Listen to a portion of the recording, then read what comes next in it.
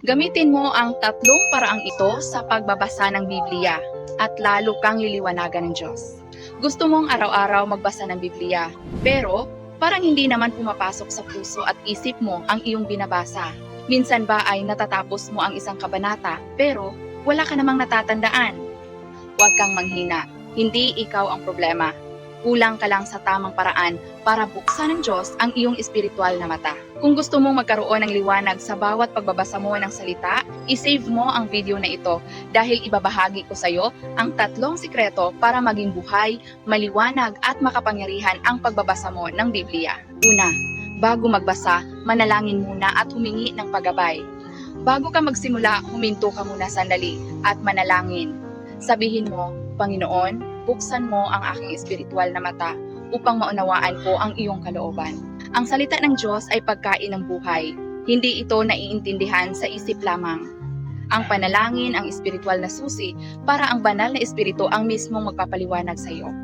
Sabi sa awit 119:18, idilat mo ang aking mga mata upang ako'y makakita ng kagilagilalas na mga bagay sa iyong kautusan.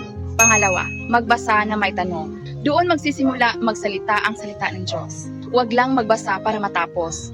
Magbasa para makahanap ng sagot. Tanungin mo ang sarili mo, ano ang itinuro sa akin ng talatang ito? Ano ang gusto ng Diyos na matutunan ko?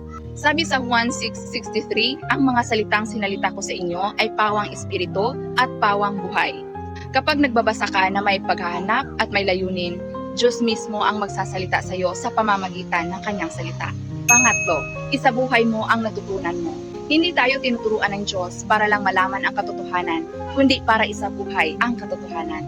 Sabi sa Santiago 1:22, datapwat maging tagatupad kayo ng salita at huwag tagapakinig lamang, na inyong dinadaya ang inyong sarili.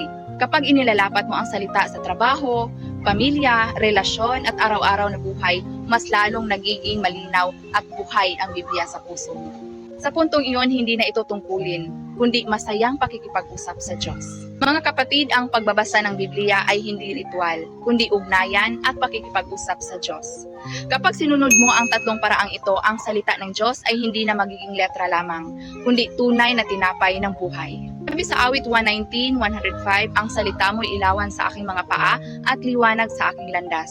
Kung nais mong maging buhay sa iyo ang salita ng Diyos, mag-comment ng, Panginoon, liwanagan mo ang aking puso. Gawin mo ang iyong salita na aking buhay. At i-share ko ito upang mas marami ang matutong magbasa ng Biblia ng tama.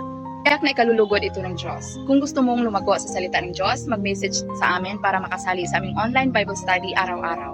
Ito po ay libre at open po ito para sa lahat na naghanap sa katotohanan at ang Diyos na mismo ang magtuturo at magpapalago sa atin. God bless po.